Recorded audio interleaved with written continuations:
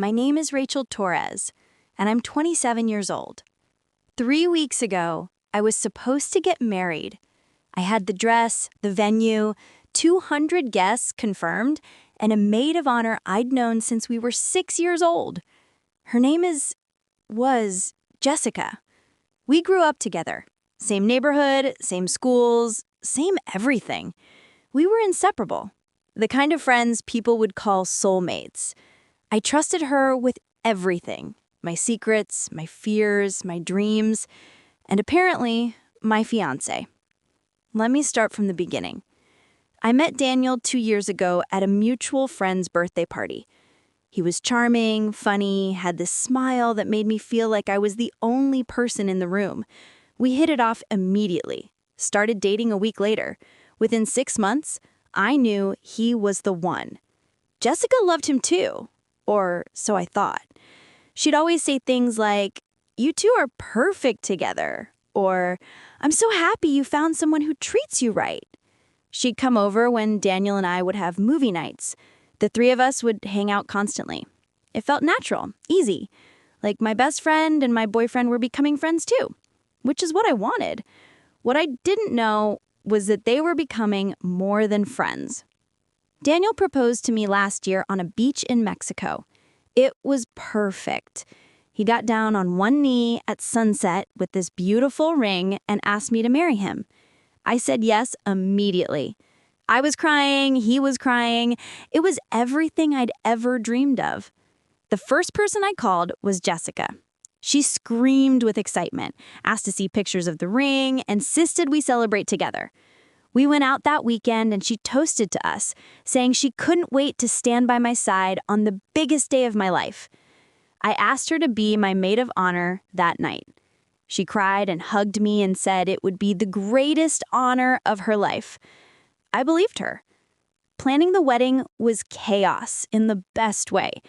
Jessica was involved in everything. She helped me pick out bridesmaid dresses, came to every venue tour, gave her opinion on flowers and music and catering. She was there for every dress fitting, every cake tasting, every decision. Daniel was great too. He let me take the lead on most things, but was excited about the details he cared about. The music, the bar setup, making sure his groomsmen were taken care of. He'd check in with me constantly, asking if I needed anything, if I was stressed, if there was anything he could do. Looking back now, I realized those check-ins were guilt. He was making sure I didn't suspect anything. About 6 months before the wedding, I started noticing small things. Jessica would text Daniel directly instead of going through me. "Just asking about wedding stuff," she'd say when I'd mention it. "Easier than playing telephone?" That made sense at the time. Daniel started working late more often. "Big project at work," he'd tell me. "I need to put in extra hours." I didn't question it. He was a project manager at a tech company. Long hours weren't unusual. Jessica started being less available too. She'd cancel our usual coffee dates, saying she had work stuff or family obligations. Again, I didn't think much of it. People get busy. Life happens. But then there were the looks. I'd catch them sometimes when the three of us were together. Daniel and Jessica would exchange these quick glances, these little smiles. When I'd ask what was funny, they'd brush it off. "Nothing, just an inside joke," Jessica would say. I felt a tiny twist in my stomach each time, but I pushed it down. I was being paranoid. These were the two people I trusted most in the world. They wouldn't do that to me. 3 months before the wedding, my bridesmaid dress fitting started. I had 5 bridesmaids total, including Jessica. We all went together to get measured and try on dresses. It was supposed to be fun, but I noticed Jessica was quieter than usual. She kept staring at her phone, kept stepping away to take calls. "Everything okay?" I asked her. She smiled and said, "Yeah, just work stuff. Sorry, I'll put it away." During one of the fittings, my phone died. I asked to borrow Jessica's to call the bakery about our cake order. She hesitated, then handed it over. Her screen was unlocked. And right at the top of her messages was a text from Daniel. The preview said, I can't wait to see you tonight. Wear that thing I like. My heart stopped. I stared at that message for what felt like forever, but was probably only seconds. Jessica was in the dressing room. The other bridesmaids were chatting nearby. No one noticed me standing there frozen, looking at my fiancé's text to my best friend. I opened the message thread. I know I shouldn't have. I know it was a violation of privacy, but some part of me needed to see, needed to know if this was what it looked like. It was worse. Messages going back months, hundreds of them. I miss you. I can't stop thinking about last night. We need to be more careful. She almost caught us yesterday. My hands were shaking so badly, I almost dropped the phone. I scrolled further. Pictures. Explicit pictures. Of them. Together. In my apartment. In my bed. The bed I shared with Daniel. There were messages about the wedding. "This is so fucked up," Daniel had written. "I know," Jessica replied, "but we can't stop now. After the wedding, we'll figure it out." After the wedding. They were planning to continue this after I married him. I felt like I was going to throw up. Jessica came out of the dressing room in her bridesmaid's dress. "You look amazing," she said to me, then noticed my face. "Rachel, what's wrong?" I held up her phone. She went pale. The other bridesmaids got quiet, sensing something was wrong. "Rachel, I can explain," Jessica started. "Get out," I said. "What?" "Get out. Now. All of you. I need everyone to leave." My friends looked confused, but started gathering their things. Jessica reached for me. "Rachel, please, we need to talk about this." "Don't touch me," I said. I couldn't even look at her. "How long?" 6 months, she whispered. The other bridesmaids had stopped moving, realizing something serious was happening. One of them, my cousin Maria, asked if I was okay. "No," I said, "but I will be. Jessica, get the fuck out of my life." She started crying. "It just happened, Rachel. We didn't mean for it to happen. We fell in love." "You fell in love?" I repeated, my voice dead, "while planning my wedding to him? While standing beside me as my best friend? While sleeping in my apartment and lying to my face every single day?" "I'm sorry," she said. "I'm so sorry." "I don't want your apology," I told her. "I want you gone." She left. The other bridesmaids left. I stood there in the bridal shop in my jeans and t-shirt, surrounded by white dresses and tulle and promises of happily ever after, and I called Daniel. He answered cheerfully. "Hey babe, what's up?" "Are you fucking Jessica?" I asked. Silence. Then, "What?" "Don't lie to me," I said. "I saw the messages. I saw the pictures. I know everything." More silence. Then he said, "Rachel, I can explain." "No explanation you give me is going to make this okay," I told him. "You've been cheating on me with my best friend for 6 months, in our apartment, in our bed, while I planned our wedding." His voice cracked. "I didn't mean for this to happen." "How does it just happen, Daniel? How do you accidentally fuck my best friend for 6 months?" "I'm sorry," he said, and he was crying now. "I'm so sorry. I love you. I want to marry you. This thing with Jessica, it's just..." "Just what? Physical? An affair? A mistake?" "It's all of those things, but mostly it's a betrayal so massive I can't even process it right now." "Please," he said, "don't make any decisions yet. Let's talk about this in person. We can work through this." I hung up. Then I drove to our apartment. He wasn't there, probably still at work, or maybe with her. I didn't care. I started packing his things. Everything. Clothes, toiletries, his stupid gaming setup, all of it. I piled it in the living room. Then I changed the locks, called a locksmith, and paid extra for same-day service. By the time Daniel got home that evening, his key didn't work. He banged on the door. "Rachel, please, let me in." I opened the door with the chain still on.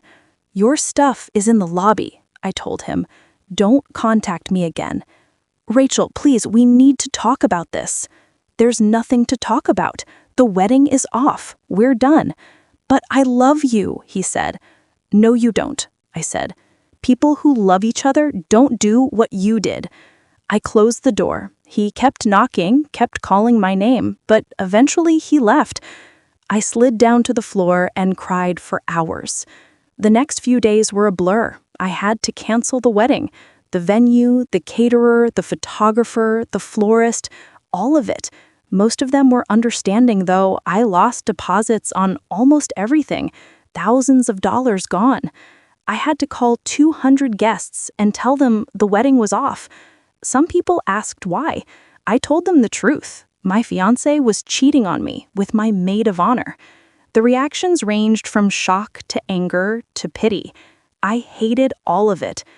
Jessica tried calling me dozens of times, left voicemails begging me to talk to her, saying she'd never meant to hurt me, that she was sorry, that she valued our friendship.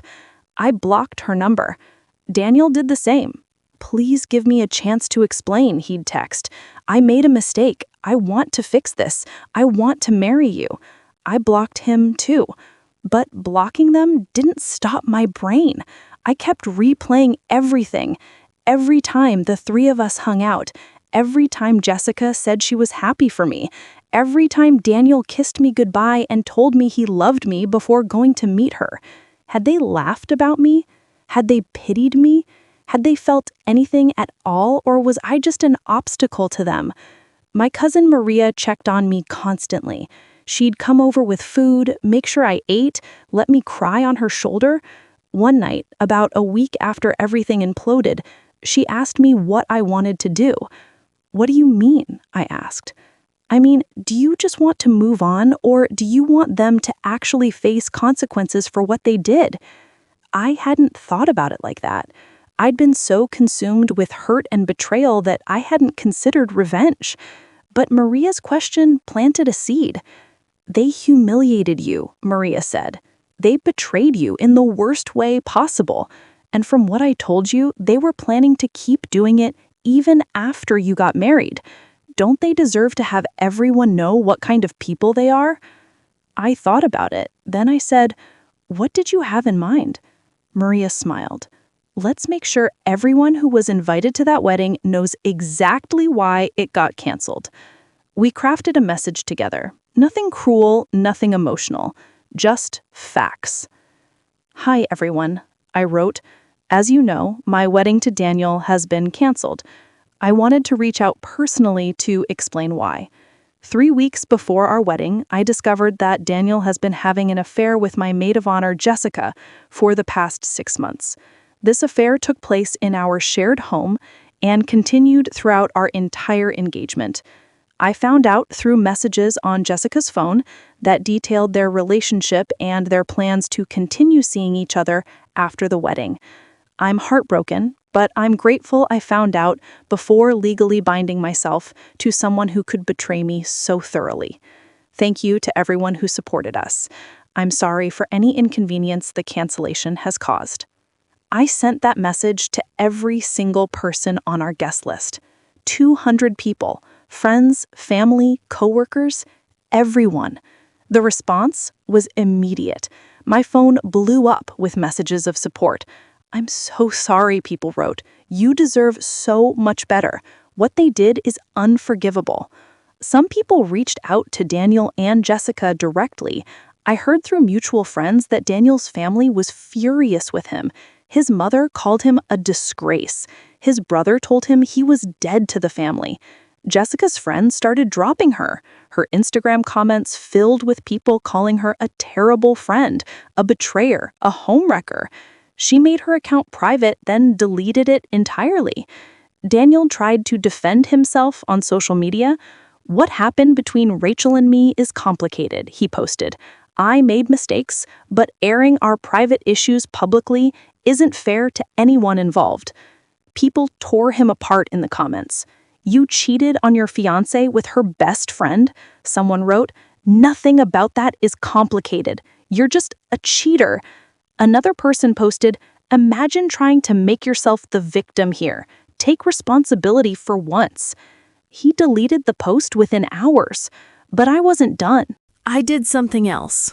Something that might have been petty, but felt necessary. The wedding was supposed to be at a beautiful vineyard. Non-refundable venue fee of $8,000. I'd lost that money when I canceled. But the venue coordinator reached out to me with an interesting offer. "We're so sorry about what happened to you," she wrote. "We'd like to offer you the venue for a different event, if you're interested. Same date, same setup, no additional cost. Just use what you've already paid for." An idea formed. I called Maria. "What if," I said, "instead of a wedding, we threw a party, a freedom party, celebrating me dodging the biggest bullet of my life?" Maria loved it. "Let's do it," she said. "Let's invite everyone who was going to come to the wedding and celebrate you instead."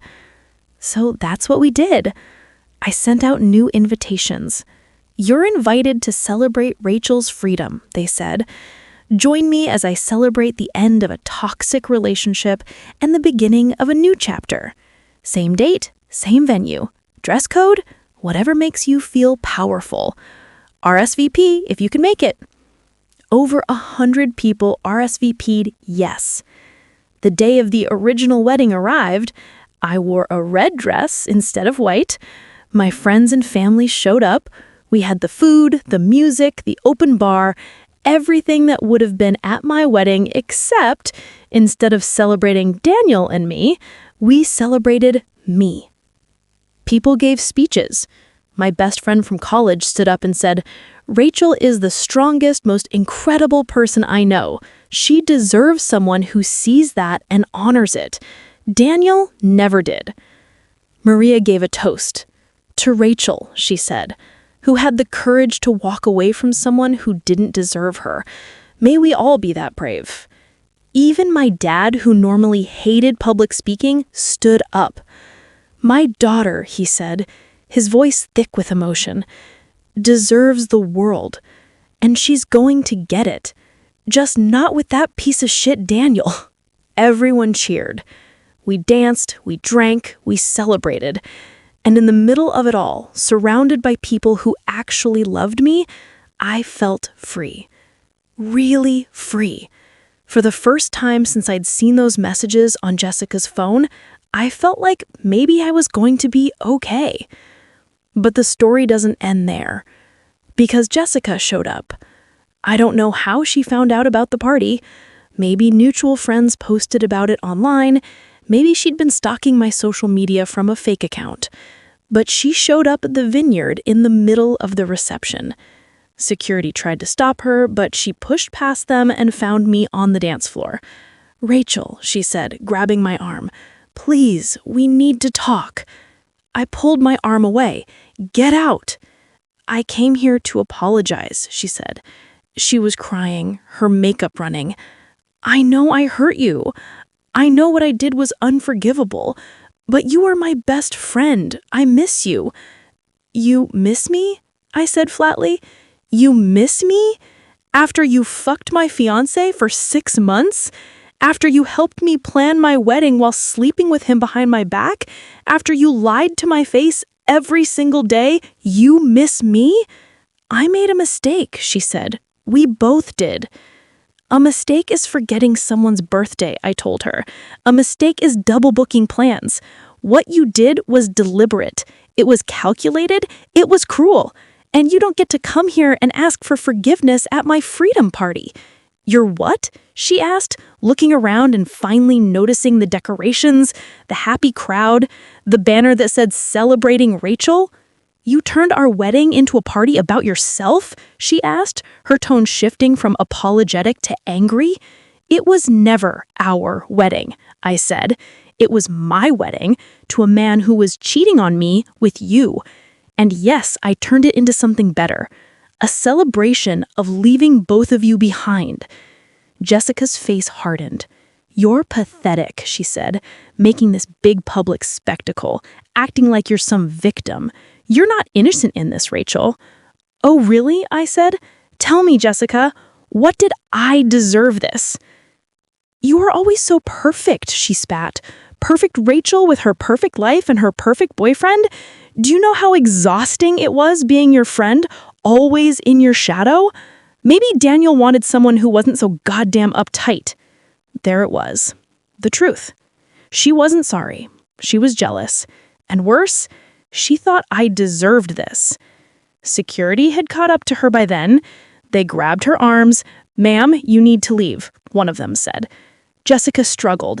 "This is bullshit," she yelled as they escorted her out. "You're going to regret this, Rachel." The party went silent. Everyone was staring at me. Then Maria started a slow clap. Others joined in. Soon the entire room was applauding. And I realized something. Jessica and Daniel were miserable. They'd been caught. They'd been exposed. They'd lost friends, family, respect. They had each other, sure, but that relationship was built on lies and betrayal. How long until they turned on each other? I didn't need revenge anymore. Their own choices had destroyed them. The party continued. We danced until midnight. People kept coming up to me, telling me how proud they were, how inspired they were by my strength. I felt like I was glowing. A week later, I heard through mutual friends that Jessica and Daniel had broken up. Apparently, once the affair wasn't a secret anymore, it lost its appeal. They'd been sneaking around, living in the thrill of it, and once it was just them, with no lies to maintain, they realized they didn't actually like each other that much. Daniel tried to reach out to me after that. "I miss you," he texted from a new number I hadn't blocked yet. "I made the biggest mistake of my life. Can we talk?" I didn't respond. Then he showed up at my apartment. I saw him through the window and didn't open the door. "Rachel, please," he called through the door. "I love you. I want you back. I'll do anything." I opened the door just enough for him to hear me. "You don't love me," I said. "You love the idea of me, the person who didn't know what you were doing, the person you could lie to. That person doesn't exist anymore." "But there's no but," I said. "You had me. You had someone who loved you completely, who trusted you, who was planning a life with you. And you threw it away for a 6-month affair with my best friend. You don't get me back." He started crying. "I'm sorry," he said again. "I know," I told him, "but sorry doesn't fix this. Sorry doesn't give me back the time I wasted on you. Sorry doesn't erase what you did. So take your sorry and leave." He left. I closed the door and realized I felt nothing. No sadness, no anger. Just relief. Whew. 3 months have passed since then. I'm doing better than I ever thought I would. I'm in therapy, working through trust issues and the betrayal. I've reconnected with friends I'd neglected while planning the wedding. I've started dating again. Nothing serious, just casual dates to remind myself that not everyone is like Daniel and Jessica. I found out recently that Jessica moved to a different city. Couldn't handle the judgment, I guess. People in our hometown still side-eye her when she visits her parents. Daniel still lives here, but he's basically a social pariah. Mutual friends have cut him off. He lost his job, not because of the cheating, but because his work performance tanked after everything fell apart. I don't feel bad for either of them. Some people have told me I should forgive them, that holding on to anger isn't healthy. But here's the thing. I'm not holding on to anger. I don't think about them most days. When I do, it's not with rage or pain. It's with something closer to pity. They destroyed something good because they were selfish and cowardly. They hurt someone who loved them because they couldn't be honest. And now they have to live with that. Meanwhile, I get to build a new life, a better life, one that isn't built on lies. My name is Rachel Torres. I'm 27 years old. 3 weeks before my wedding, I discovered my fiancé was cheating on me with my maid of honor. So I canceled the wedding, exposed them both, and threw the best freedom party of my life, and I've never been happier.